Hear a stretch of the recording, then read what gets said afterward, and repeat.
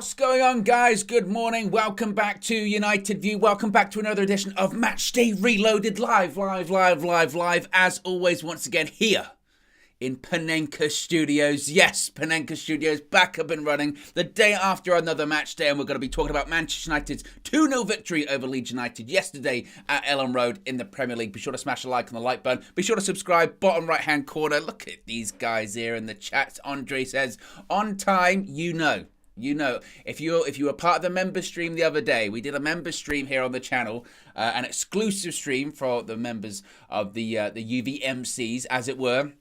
One of my bugbears is being on time. You know me. Match day reloaded. They're always on time. No lateness here. None of that stuff. None of that stuff in Panenka Studios. If you're late to Panenka Studios, you're not even allowed in. Mr. Panenka will be like, no, you can't. The keys, they just get taken off you, thrown away. No, thank you. No lateness here. Yes, on time as always here.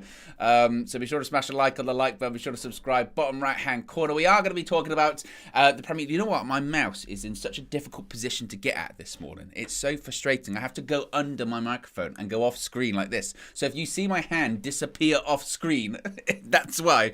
To get to my mouse, I have to go like that. I might have to leave my hand here this morning. Yeah.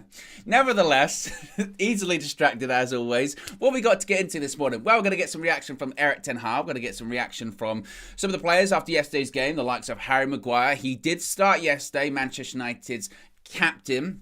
He spoke a little bit about his future, so we're going to talk about that. We're going to get some reaction, as always, from everyone here at UV, including the likes of Flex, KG, Mina, Kenny, Haley, DJ as well. We got a jam-packed show.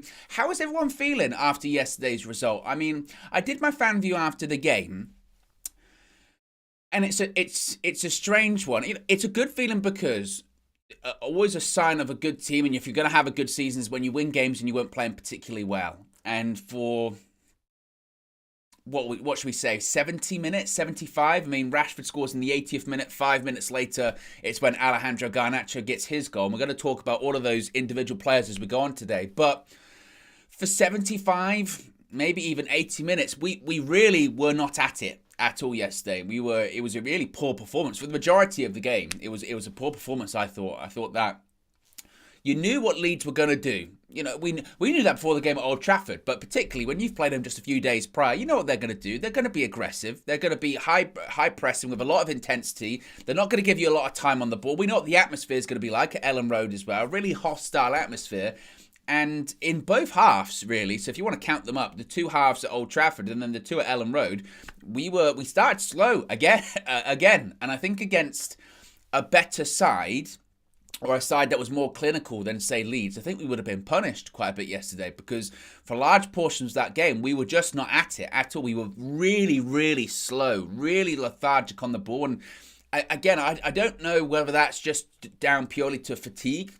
For we're playing so many games, we are playing every 3-4 days, and it does look like, certainly, it's catching up to some players. I mean, we know it is just in terms of, well, I say we know it is, but the midfield issue that we have without Casemiro and Eriksen, that's not because of fatigue or anything like that. That's because of Andy Carroll's a knobhead, and Casemiro got a red card, which is iffy at best.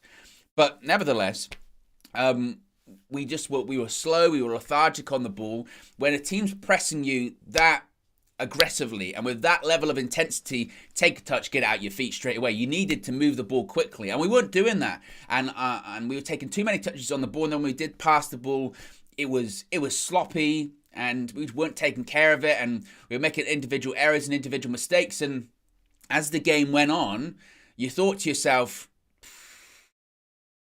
as that one went on, I thought, we're not going to win this. I couldn't see where that was coming from. And more for me, by the way, because, you know, back in the day, under Sir Alex, you could play like that for 90 minutes and you'd still fancy yourself going, we'll get a goal.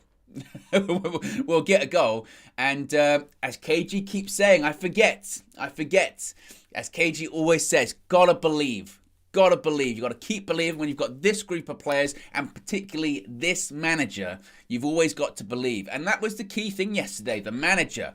Because people can talk about Erik ten Hag and they can say, well, he makes slow substitutions, or he takes his time and sometimes he waits too long. And that's a fair criticism. But at the same time, yesterday, And a lot of the time this season, when he makes those changes, they work. And maybe it's a case of he takes a little bit longer because he's still assessing where everything's going, where everything needs to go. You know, the changes he made yesterday, they worked to perfection. You know, he moved Luke Shaw to left back. He brought on Lisandro Martinez because in the centre of defence, as I mentioned, it was too slow. He needed a defender that was going to step out of the defence and pass the ball forward. He also needed, on that left-hand side, not that Malacia played badly, because I liked Malacia's aggression yesterday actually quite a lot.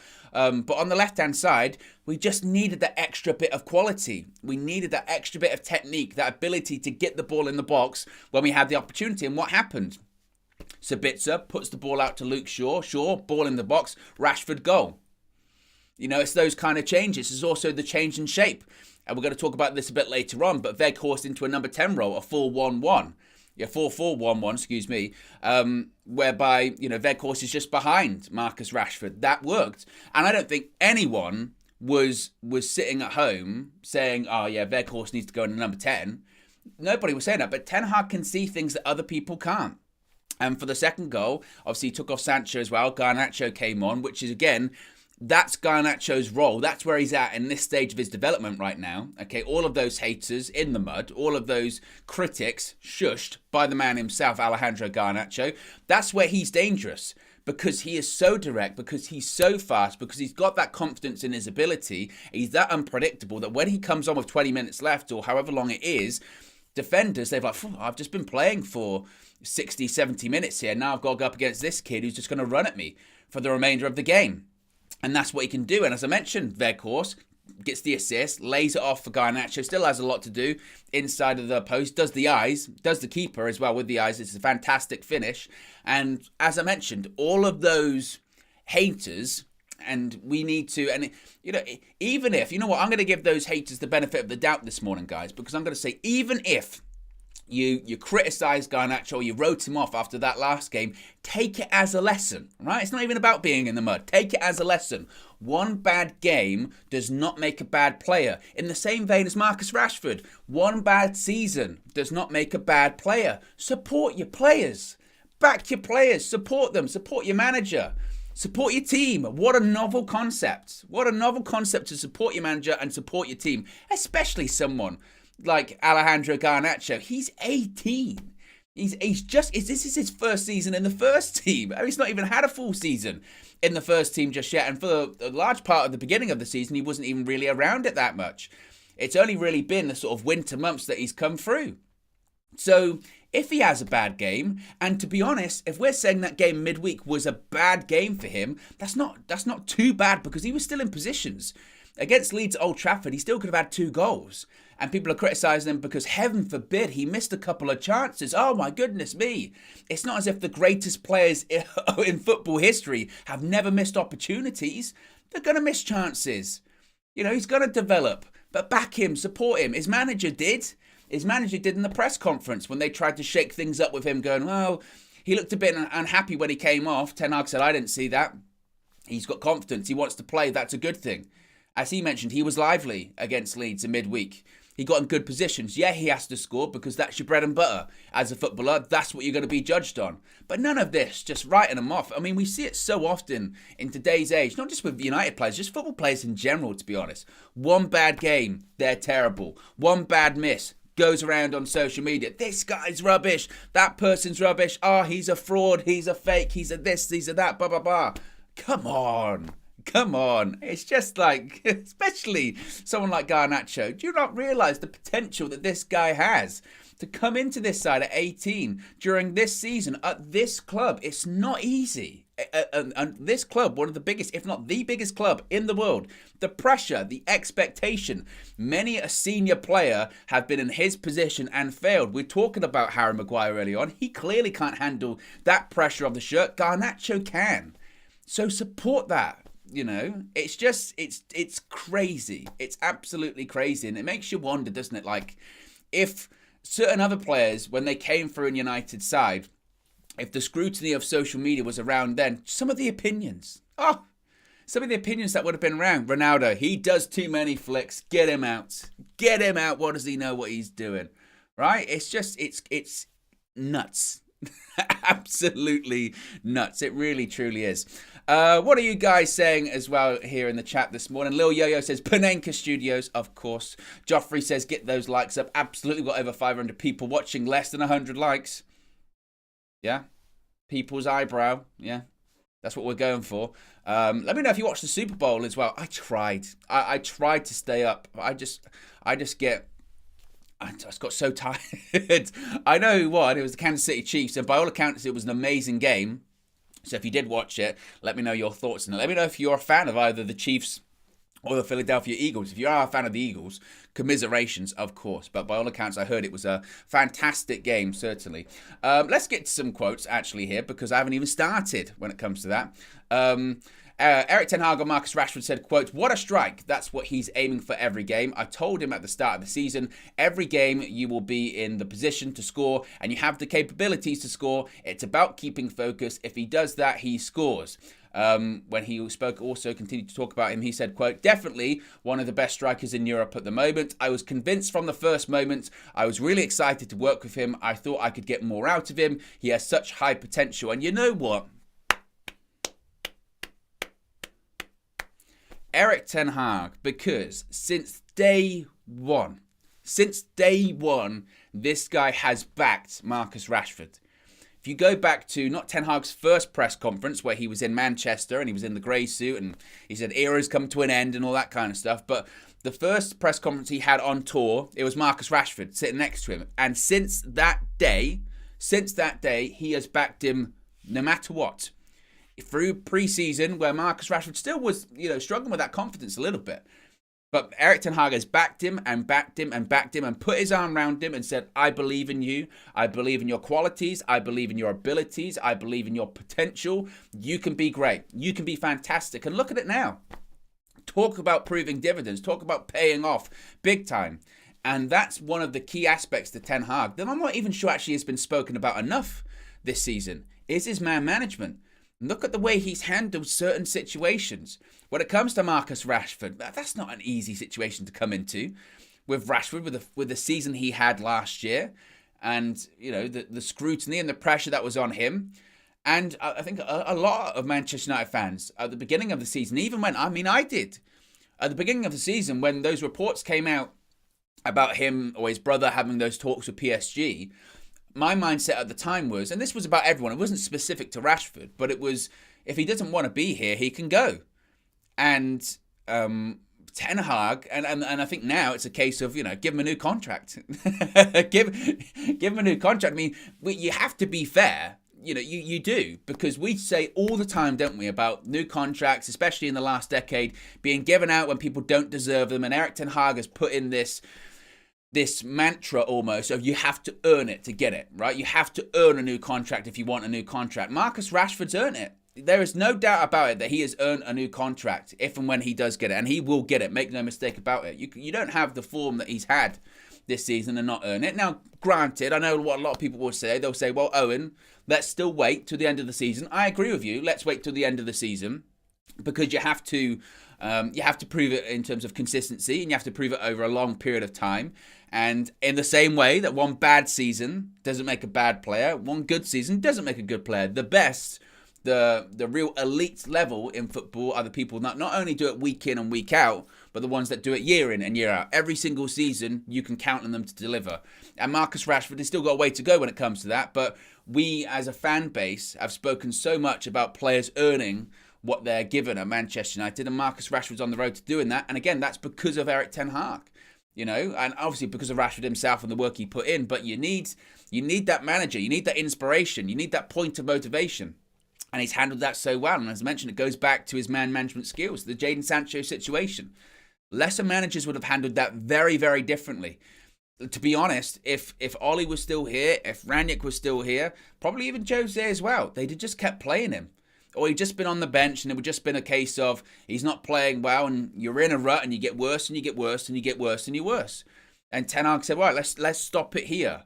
Yeah, I'm light when it comes to attacking options, and yeah, I could really do with a Jadon Sancho, but not this Jadon Sancho. I need the best version of Jadon Sancho. I need a better version of Jadon Sancho. Good is not good enough. And I don't want any subpar Jadon Sanchos. If it takes for you to have to take a step back, Go away for a while. Work on yourself, work on your fitness, get everything settled out that needs to get settled out, and you can come back a few months later. In the long term, that will be better for us. Long-term thinking as opposed to short-term thinking. And that's the key with Erik ten Hag. Long-term thinking with Marcus Rashford as well. I'm going to put my arm around him. I'm going to back him. And look what it's doing now. He's the most informed player in the league, arguably. Now, Ten Hag continued by saying, we showed that we are a squad. We are the only team in Europe playing in 4 competitions. Then you have to use your squad. Everyone is contributing in this squad. Now, he was asked about Harry Maguire, who, of course, did start. It was his first away Premier League start since the infamous 4-0 away to Brentford earlier on this season. Ten Hag said, quote, he will play games, definitely. We need him. He's a good player, but we have competition. Top quality in the back line, nice internal competition, and we need that as a team to win games. Now, I am going to talk about Harry Maguire more in depth a bit later on because I think he requires his own segment. and again, before I even go into Maguire later on, it's important to state that the majority of United for 70, 75 minutes were not good. But Harry Maguire, when we're talking about Harry Maguire, you can speak specifically on him because even yesterday I tweeted about him during the game saying that he wasn't playing very well. He was taking too many touches and he was really slow and all that kind of stuff. And I got some responses going, why don't you talk about this player? Why don't you talk about that player? Why don't you talk about this player? And it's a real strange whataboutism that I didn't really understand because I'm talking about Maguire at the time. You know, if I wanted to talk about someone else, I'd talk about someone else, right? But yes, we'll get into him later on during the stream. Ten Hag continued saying the key factor on the win, quote, to play football, A long time in the game we didn't. Our pass security was not that good. Our players have to be better skills than making so many passing mistakes, and then you don't get composure and calmness in the game. We were too hectic, going vertical too quickly instead of bringing the extra pass or switch and play. The moment we did it, we scored. He also spoke about Alejandro Garnacho scoring after missing his chances in the last game. He said, quote, it's normal. A young player who has to learn a lot. On Wednesday, he was making great actions, but not finishing. I think he had to finish in such moments. It's to do with focus, but also preparation, which again, is what he said in the press conference, but it's what we just said here, wasn't it? That, again, you know, he's young. Misses, they will happen. But the fact that he was making, as Ten Hag says, great actions, he was in those positions, I'd be far more concerned if Alejandro Garnacho wasn't in those positions. The fact that every time near enough he's playing, you could say, man, he should score there, or that's a really good opportunity for him.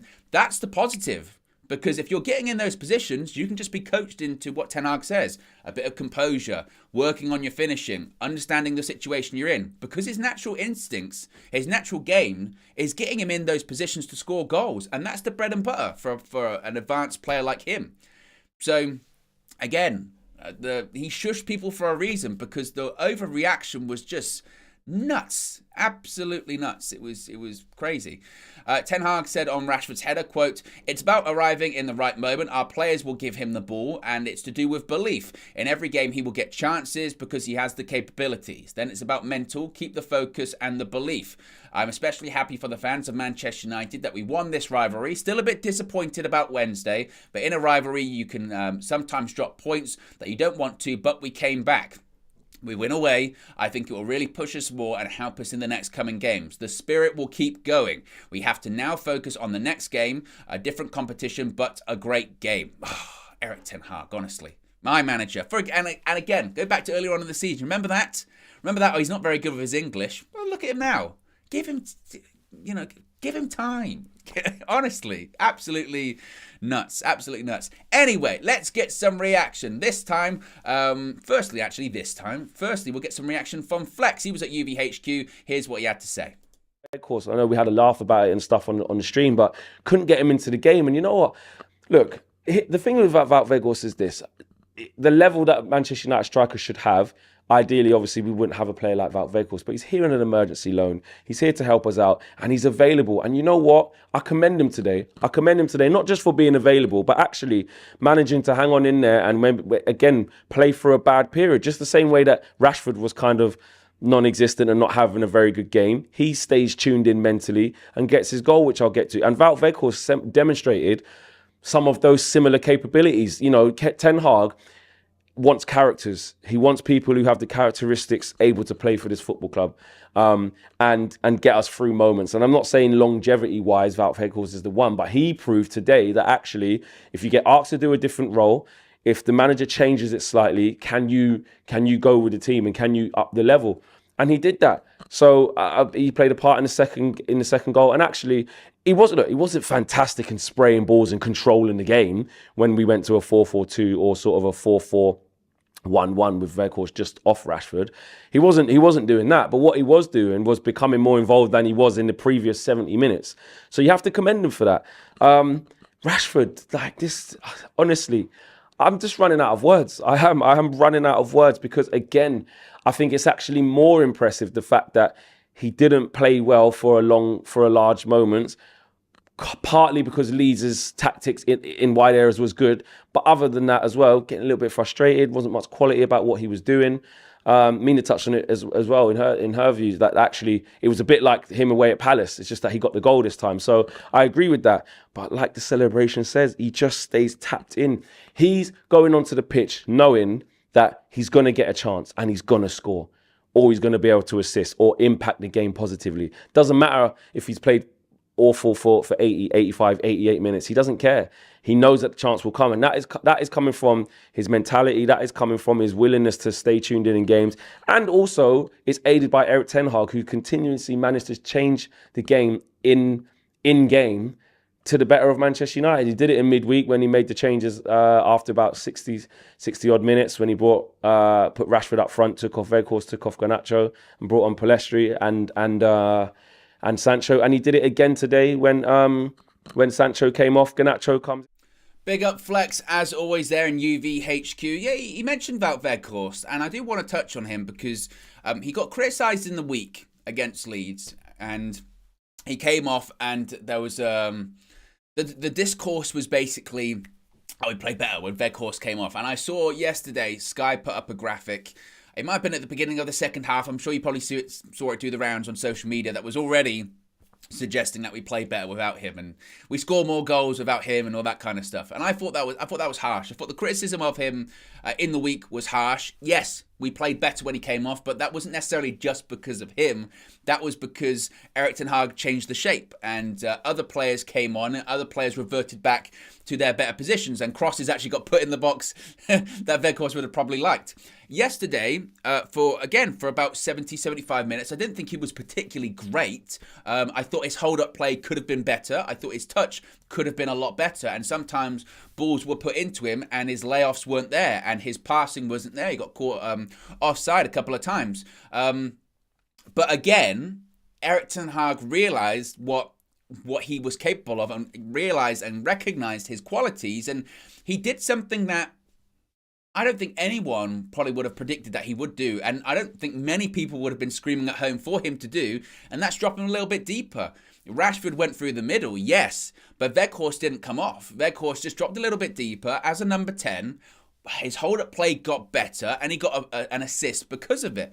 And obviously, and this is the thing with Weghorst, it's difficult because if this were a normal time, if this were a situation whereby we did have money to spend in January, whatever amount it may be, not like 5 million quid or whatever it was, if we did have money to spend in January, we wouldn't have signed Wout Weghorst. Of course we wouldn't. Is he Manchester United caliber quality? The answer is no. Of course he's not. And if this was a normal situation, we wouldn't have signed him on loan we wouldn't have cut into his loan move at Besiktas and then loaned him from Burnley. We wouldn't have done that.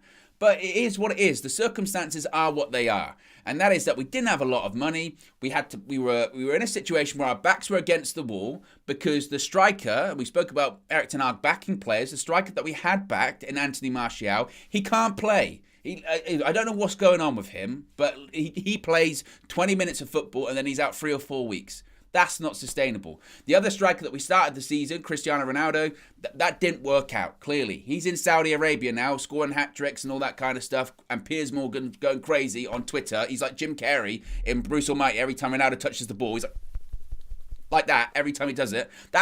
Park that bus there, out of shot, there. right? So we needed a striker, and we were desperate. And given the circumstances, it was a player that Ten Hag knew. It's a player that Ten Hag felt that he could do the job required. It's a player that he felt that, Ten Hag likes to play with a target man, number 9. He did so when he was at Ajax, play with a big striker in Haller, and I'd almost argue that Haller might be better than Weghorst, honestly. But the point being is, if this was a normal situation with normal circumstances, we probably would have signed Weghorst. But for what he is, and given the circumstances, I think he's done okay. And yesterday, again, he got his assist. And I know this is crazy to say because I've said this a couple of times and people say, how could a striker not be judged on goals? But I don't honestly think that is Weghorst's primary function.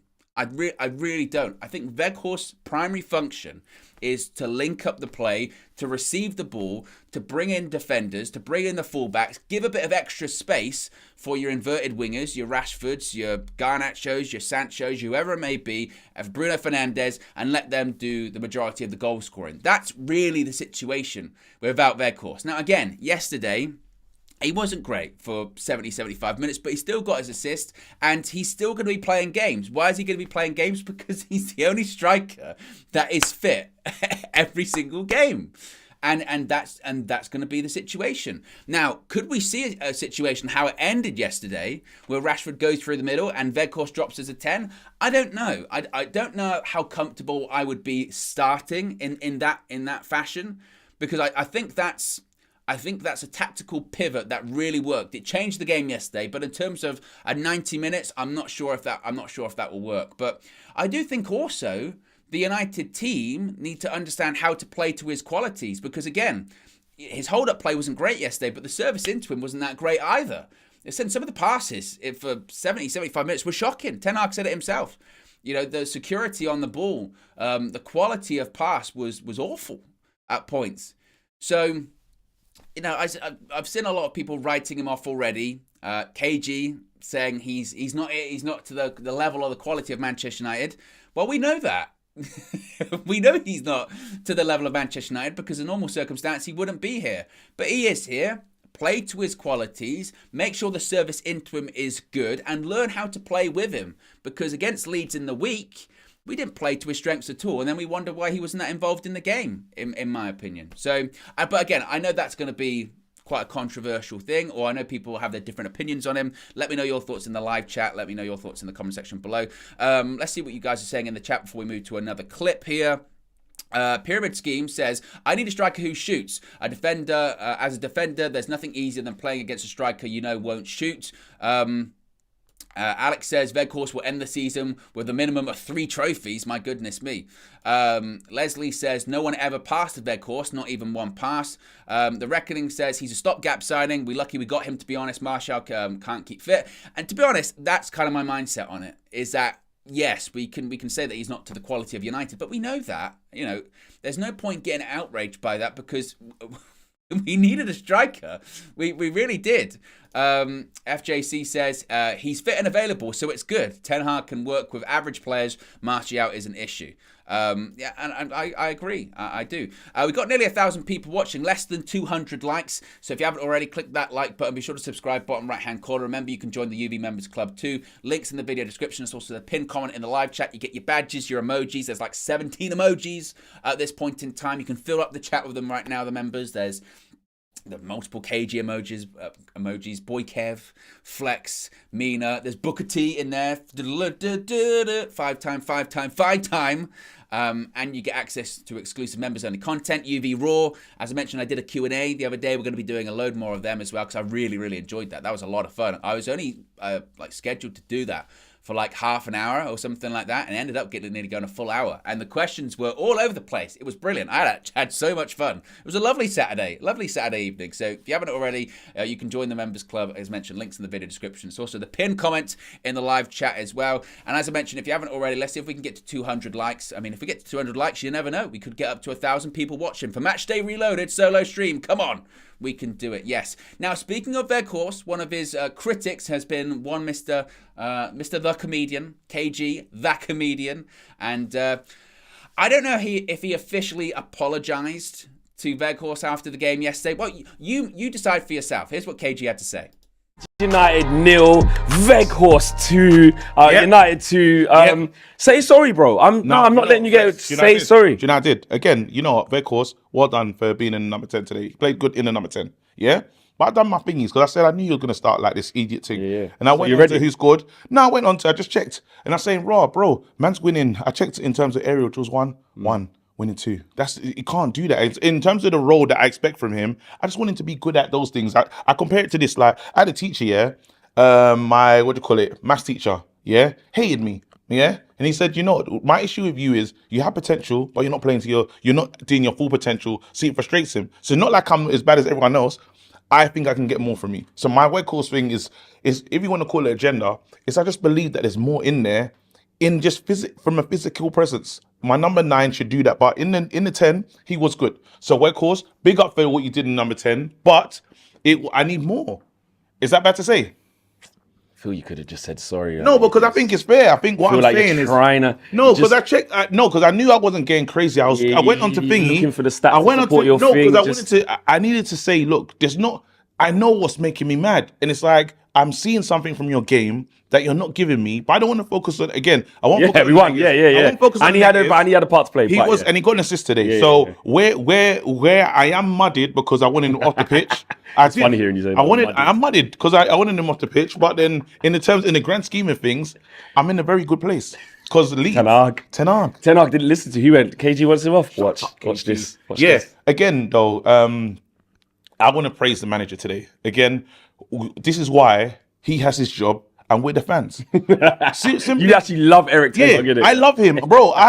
Ten Hag, for me, he's one of the best managers in the league. I want to call him the best, but I can't call him the best because people won't agree yet. But I feel like he's being the best. He's come to this club. He's had to deal with the Maguire situation. Even the way he's used Maguire today, said, you know what, help me out. See you later. But then that's important because, like, you know what, I'm going to get things ready for Barcelona. Exactly. Again, just imagine you're the captain and he's getting Luke Shaw ready to play against Lewandowski, but I'm a centre-back and I'm the captain, which now shows me the level where I stand in his team. Again, in Leeds in your faces, bro. Leeds in your faces. I can't wait to go. Again, finding Leeds fan channels is very difficult, but I'll find them. I'll find them. Don't worry. Be in their comments and that. The Kajenda's back, folks. The Kajenda's back because Kevin Sunak there, literally, he apologised without actually apologising. And he also admitted that he was in the mud, but still did not apologise and pivoted beautifully. I mean, it was a beautiful pivot into how great Eric Ten Hag is. Well done. Well done, Mr. The Comedian. That wasn't bad at all. But he didn't apologise to Wout Weghorst, and we'll bring that up this evening on The Full View, 6 p.m. I will be bringing that up. You know me. I'll be stirring that pot just a little bit and saying, hey, KG, I heard you didn't apologise to Wout Weghorst yesterday. So, you know, are you going to apologise today? Interesting. No apology there from Mr. The Comedian. Oh, very curious.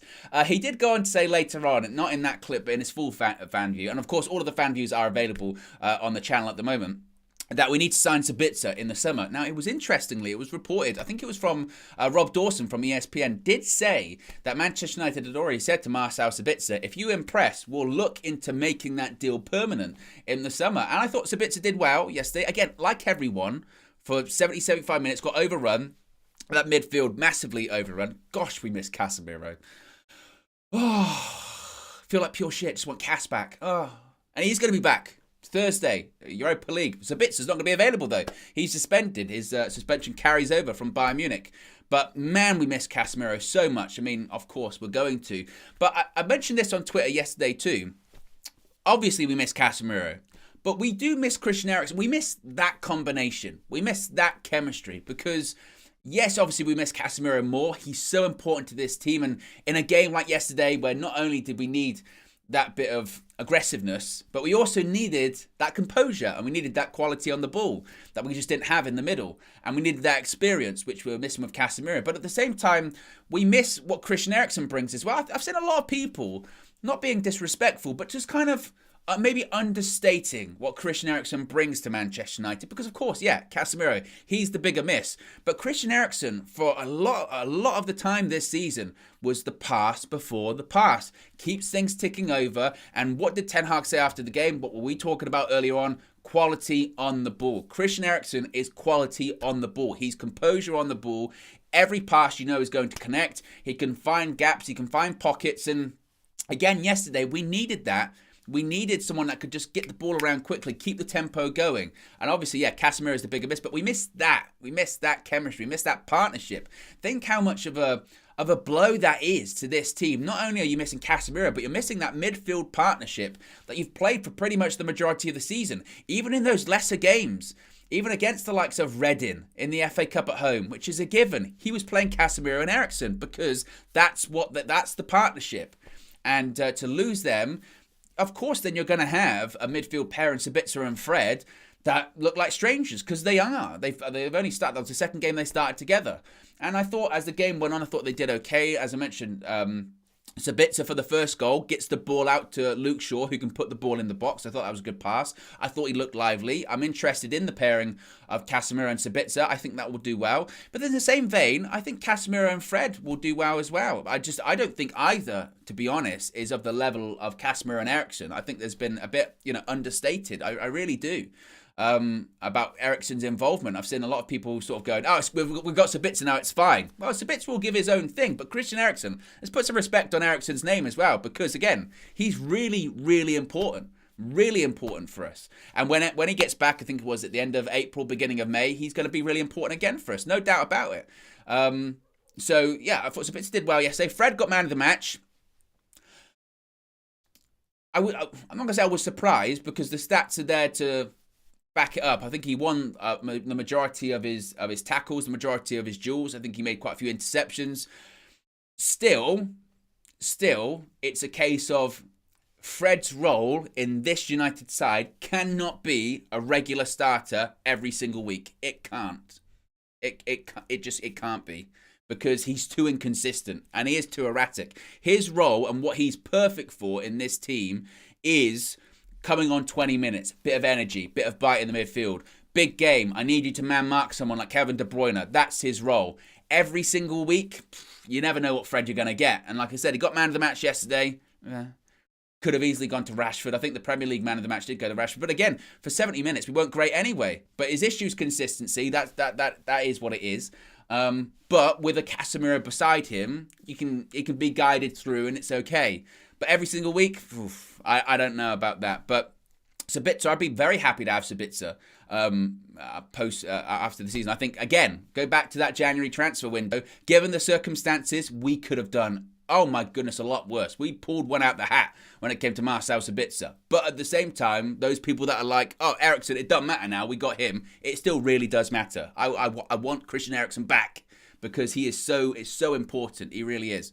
Be sure to smash a like on the like button, guys. Still we're closing in on 1,000 watching. We're like 33 viewers away from 1,000 watching, and we're about 25 likes away from 250. So if you haven't already, hit the like button too. Super chat from Game Fanatic says Weghorst was like a box-to-box midfielder. Assist from him, indeed. There was an assist from Weghorst. Again, I'm not sure if that's going to be a permanent thing. It might just be a tactical pivot. A tactical pivot throughout the game, but I'm not sure Ten Hag will start with that system. Ed, one of our members, says Fred was probably the second best player on the pitch. It baffles me how he went from being the worst player to the best in a few days. He played even better after he got booked. WTF? You know what? It's interesting you say that, Ed, because I noticed a couple of times throughout the game after he got booked where you could tell if he wasn't on a booking, he'd have gone bang into some of those tackles, but he didn't. And maybe sometimes that's what he needs. He needs to have that just extra little bit of restraint, so he's thinking, so he's using his brain a little bit more. He's not being totally just erratic and flying into tackles. Sometimes if he's using his brain a little bit, that's maybe because maybe that's understated about him, his sort of football intelligence. So I thought, again, I'm not sure he was my man of the match, but still, there's definitely a role for him in this team, in this squad rather. As a week-to-week starter, no, I would say not. But at the same time, I think for his role, when everyone is fit, or even when Casemiro and Sabitzer are starting, I'm very happy to see Fred off the bench and use that option every game, because I think he can be really, really important for us, particularly in big games this season. Let's get some more reaction, this time from Mina at UVHQ. Here's what she had to say after United's 2-0 victory over Leeds. It's 3 points that all that matters, to be honest. What are we now, second? Yeah. Second at the moment. At the time of recording, we are second. But still, it's the fight for top 3. I don't even think top 4 is really the discussion. Leave it now. Spurs are just... Yeah, I think it's more the top 3. But, Ten Hag took a risk second half. He came out, took a risk, and it really paid off, obviously. I know a lot of people have been critical of Weghorst, and rightly so. He's a striker and he should be scoring goals. But that's not what we brought him for. And we saw in the second half, I think is when they took off Sancho and Garnacho came on. Firstly, big up Garnacho in it for someone that got a bit of stick after what I thought was a decent performance against Leeds in the last fixture. Obviously, he missed about 2 big chances. But today, just the stride that he took his goal in made a big important. It was a big important goal for us. I think it kind of cemented that win for us. It sealed it, innit? Yeah, 1-0 would have been good, but 2-0 is even better, obviously, for goal difference purposes. Yeah. But that Weghorst, that assist, I think is the most. I think people should just go back and watch that. Just once he got slotted into what it looked like Ten Hag did is that he had us in a 4-4-2 in transitional attack, but then in the build-up, he had us in that 4-2-3-1. But because the Leeds midfielders were just pressing so much and their forwards were pressing so much, putting Weghorst as that second striker and where he accommodates that space behind the striker and putting Bruno out wide allows him and Fred to basically tactically tag team people, to press them and win possession. And you saw that with the second goal. But also with the first goal, you saw the space that Weghorst was occupying as that second striker. I don't think he was a 10. Really deep, yeah. Just kind of coming off the front. And that's occupying, keeping the Leeds midfielders occupied, which allowed Sabitzer to actually play a pass through that does not get dispossessed, because that's what we're struggling with quite often is, and I was saying it during the stream, we don't have that midfielder that just can play that one pass that takes 3 people out of the game. And Sabitzer did that simply because he had that little opening of space, because Weghorst was occupying that little centre-forward second striker position. So I think that Ten Hag took the risk and it paid off. Was you surprised? Was you like, oh, I didn't expect to see that? Yeah, no, I didn't expect to see it, because I knew we'd see Rashford up top at some point. I knew we'd see Garnacho come on, but I just thought we'd see Garnacho come on for Weghorst. And Big up Mina, Queen of the Minions, the Meanies, whatever you want to call her. Big up Mina, as always, coming through there. This is an interesting one, and I'm probably going to mispronounce your name, so apologies. Mapelu says, and appreciate, of course, the comment. Says, quote, this, quote, fans are in the mud with this Garnacho thing is weird from fan channels. Any player can be criticised, especially if there's high expectations. Nobody wrote him off. That's an extreme accusation. Well, again, I appreciate the chat, and obviously everyone's welcome to their opinion. I disagree, because people did write him off. Go on social media. If you went on social media after that Leeds game, there were plenty of people writing off Garnacho. And criticism's one thing. As a young player, he will develop and he will learn from criticism. His manager, to an extent, criticised him during the press conference. He said he got in good positions, but he needs to score. As a young player, it's about scoring goals. It's about, that's the baseline level of a Manchester United player, is getting goals, getting assists. And there's nothing wrong with that. There's nothing wrong with saying Garnacho should have scored against Leeds. Where I draw the line is that this, he's not a good player. He's 18. We're overhyping a youngster, and I think you can say that wasn't the case, but it was. It really, really was. And it's not necessarily fans are in the mud. It's the critics are in the mud. He shushed them himself. Because the criticism and the discourse was way over the line, I thought. So to imply that wasn't the case. I really disagree. I really disagree with that one, because people did People really did. And to me, that was bizarre. Really, really bizarre. And look, I understand that's social media. That's the football world that we live in at the moment. Is, as I said, one bad game means you're terrible. Not even a bad game, a miss means you're terrible. I've seen people this season talking about Erling Haaland. He's top goal scorer in the Premier League. If he doesn't score in a game, he's awful. He's terrible. Everything else he's done means nothing. Pep Guardiola, one of the best managers in the world of all time. Loses a game, Pep, you're rubbish. Same with all of these managers. Same with all of these players. It's so quick to judge, isn't it? By I guess maybe fans nowadays, or if they don't score. That's a weird one as well. If they don't score, they haven't had a good game, even though they could have absolutely contributed something else in the game. That's strange, but very odd. But I think Garnacho heard the criticism, and he did what is the perfect reaction to the criticism. He put his fingers to his lips, he scored, and he shushed. And that's all he can do.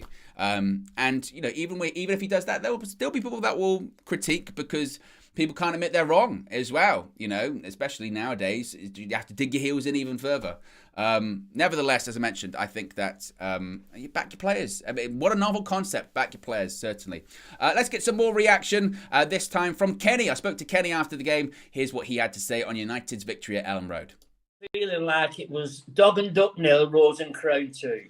Unbelievable.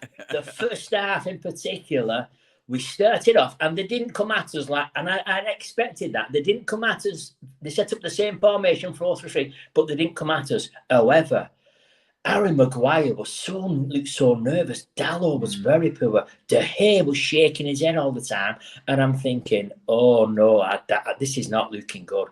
Maguire was taking 4 and 5 touches. Dalot was taking 4 and 5 touches.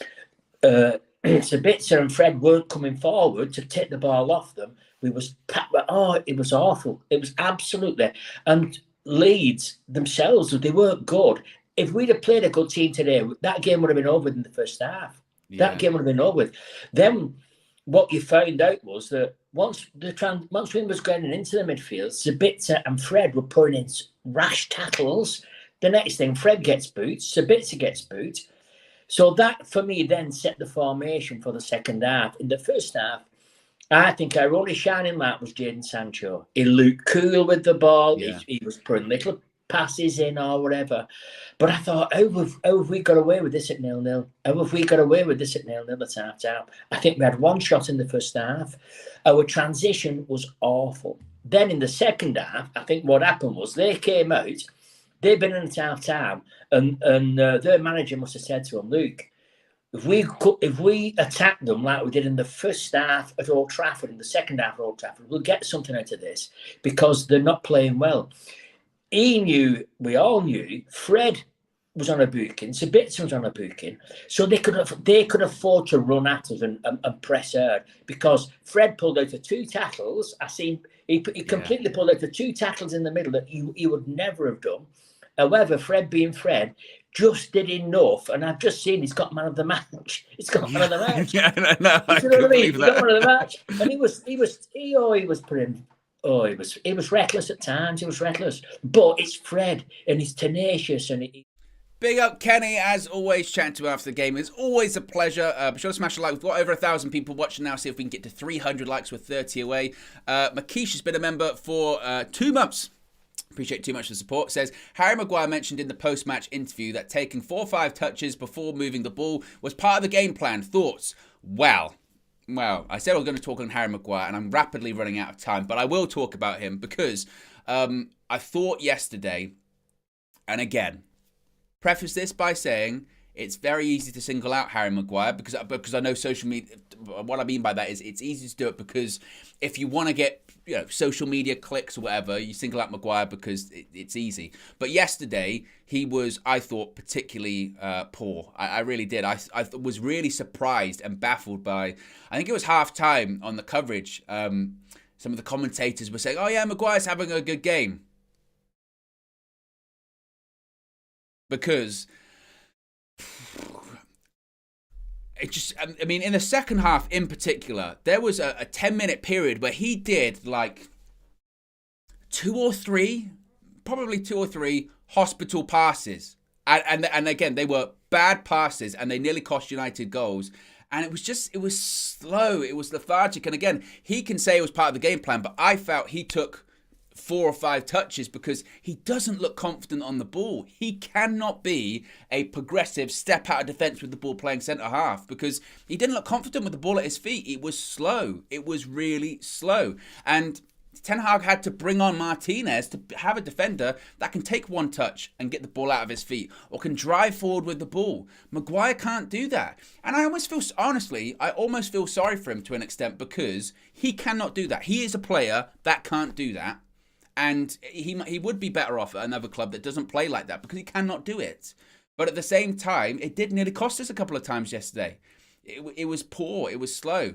And I think like a lot of people, I was very surprised to see Maguire start. I didn't think it was the game for him yesterday. He started in some games recently at Old Trafford, and they have been the game for him. But yesterday wasn't that one. Especially when you've got a team like Leeds and they're pressing you so high and they're pressing you with that intensity and you've got to be so sharp on the ball. That's not something you would describe Harry Maguire as, is sharp on the ball, quick on the ball. And it nearly cost us a couple of times yesterday. And I think we all know what his future looks like come the summer. But he was too slow, too lethargic and too poor on the ball. And that was it. And, I understand Martinez, he's suspended for the Barca trip. So I was surprised to not see him start. Varane I got because I thought, well, he's saving him clearly for Thursday. But it wasn't good. It wasn't good. Nevertheless, we got the victory, but I don't want to see many more. And again, Maguire's, for now, because he's not going anywhere to the summer, Maguire, there are matches that it's fine to start him in at Old Trafford against maybe some lower league opposition, but not that game, and not the game, for instance, against like Leeds in the week prior. And I know he didn't start that game, but it just no. It just no. We'll move on. We'll move on. Let's get some more reaction. Here's what Haley said after the game yesterday. I said that we're gonna get redemption. We're gonna come to their house and do the mad thing. They're not coming to Old Trafford and disrespecting us. We're gonna go Ellen Road and disrespect them. Simple. Make them get relegated. Yes, please. Is that it for them? What you just thought Yes. You're going down to hell. But you know what though? We didn't have it all our own way. There was some question marks over the team, the in-game management. There was question marks over the way we were functioning. We didn't look quite good. How did we get it done? There's a lot of silly biddies today. Let's say that. Maguire. Let's talk about him. Talk to me. Why is he doing that? How many times does he give away the ball? The only time my heart rate should be going up like that is when I'm in the gym, not watching Man United. That's disrespectful passing. Sometimes it's not even under pressure, like what you were saying earlier. There's no need for that. So that kind of made us a bit more shaky. I hear you on that. Was you surprised to see him start? Could you see why he's mixing it up a little bit? Or I nearly crashed the car when I checked. Oh, God. I was driving in and I saw him on the team sheet. Obviously, I understand why. We've got a big game on Thursday, but surely Lindelof maybe? Varane, he's wrapping him up for the, yeah. We got through it, but it's definitely scary hours when Maguire's back there. Rashford does it again. I think it was Louis was saying, actually a lot of people on the match we were saying, he didn't actually have the best game, but he still has the mentality, as the celebration always says, that I'm tuned in at all moments. I'm ready to go, and he gets another headed goal as well. He got it against them the last time, Wednesday. Done it again today. Like you said, one of the best games, but he pulled on through, and that's what we need our top player to do. And if you're gonna be our talisman, you got to drag us through that and get that 3 points for us. And that's what he did. Do you think he's doing that, kind of dragging us through, like when there's nothing going on? Dragging us through, because where was the goal coming from today? We didn't have a shot on target in that second half for the longest time, probably up until his goal. So, yeah, what he needs to do now is to pop his collar. Counting our settings. Yeah, pop your collar. Rashford, pop your collar. You're a talisman now. And you're getting the goals when we need it, so pop your collar for us. Jeez, yeah, and he's got that swag now, innit, where he is really important for us. Fred, after the first one, there you are, apart again. Fred, Fred, past Fred's dropping. Oh, I love Haley so much. And she did. She's so right. She did. She said after the game midweek, she said, we'll get him back. We'll get him back at Ellen Road. Don't worry about it. No problem. We'll get him back. Because I wanted to get relegated. Send them to hell. I mean, it's one thing to say I wanted to get relegated. It was I want to send them to hell. I love it. I absolutely love it. That's the kind of energy we need. That's the kind of energy we need afterwards. And I don't know about Marcus Rashford, popping the collar, going full Cantona, but nevertheless, it was tremendous. And look, we move on, don't we? We move on to Barcelona on Thursday, and that's going to be a big one. It's one thing, these are big matches. Leeds away, Ellen Road, that's a big match in terms of the rivalry, in terms of showing personality, showing character. And we did that yesterday without the best performance. And now it's a case of, can you do it at the Nou Camp? Can you do it in a European setting? Not the European setting. Not Champions League setting, it's Europa League setting. It's it's that setting, but it's still a European setting. It's still the Nou Camp. It's still like 90,000 people there. Can you do it on that setting? If you can do it there, could you imagine? If Marcus Rashford scores at the Nou Camp and silence falls throughout Barcelona, it's quiet. Because like when you score at the Nou Camp, it gets really, really quiet. And Rashford's there with all of those people pointing. Come on. I'm not going to get too excited, too ahead of myself. I need to calm me down. I need DJ. Here's what DJ had to say after the game. You had to do that today, especially after the last game. It was tough. I knew it was going to be scrappy. We're going to Ellen Road, and they're going to be up for it. No matter where they are in the league, when it's Manchester United coming to town, they're going to want to perform. And they did that today. They came flying at us again, especially just like the last game, but we managed to scrape and fight for it. And I'll be honest, I didn't care how we won it today. Yeah, you were saying controversial. You were saying anything. You were shameless. You said, I don't care. Yeah, listen, hand of God, Maradona, ball go in the net. I don't care. But it wasn't that. We scored 2 wicked goals. We did score 2 wicked goals, and I think the players clicked, especially after the changes. But that's big up to Ten Hag for today as well. Rashford, I just want to touch on him first before there's a lot to talk about. But Rashy, man, Rashford, that's what I'm going to say. Boy, I'm not going to lie, yeah. For the last couple of games, he hasn't played the best. And his overall play hasn't been there. But in saying that, I did say on stream, I said, look, he's playing not really good, but if he gets a chance, he will score. And he's putting the ball in the back of the net, and again from that number 9 position. So whoever's been doing the coaching with him, I heard Benny McCarthy and everyone down there, big up to you lot, because you lot are doing an amazing job with him. He's literally banging in goals, and I think he can get another maybe 8, 9, 10 for the end of the season. Why not? This could be his best ever season. Yeah. If it's not already, but I don't see it being far off that. And about his mentality, like how strong is it? How much of a monster is his mentality to keep being consistent? Like you said, could be out the game, not really playing very well. Mm-hmm. There were 2 men on him all the time, sometimes 3. Mm-hmm. Same on Jadon Sancho's side. Then he goes up front, another header. Mentality. Yeah, man, and that's the thing. You need to come alive when those opportunities come, and that is the sign of a good striker and a good goal scorer. I think we can get kind of caught up on is he a left winger? Is he a striker? He's a goal scorer right now. He's scoring goals. He's putting the ball in the back of the net. Doesn't matter where you're on a pitch. Put the ball in the back of the net. But we're seeing sort of that added facet to his game, that number 9 in the box. Header, he's another header. Flex is another header. No. It's just big up to him, especially after last season. Down in the dumps, acting very uncharacteristic outside and in around the game, in and around the ground, sorry. And it's so good and refreshing to see him, definitely, he's back, so he's back. Big up DJ, yes, he's back indeed. Well, there you go. What an episode. What an episode of Matchday Reloaded here in Panenka Studios. What have we got on tap? Well, let me tell you what we got on, let me talk to you.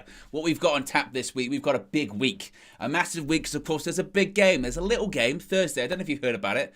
Barcelona versus Manchester United. So we've got all of the build up to that. Today, what have we got? Tactical view, full view, some other stuff. Other stuff coming. Then, of course, we've got all of the build-up on the road to Thursday's Europa League clash. The Europa League theme song's going to be back as well. Come on.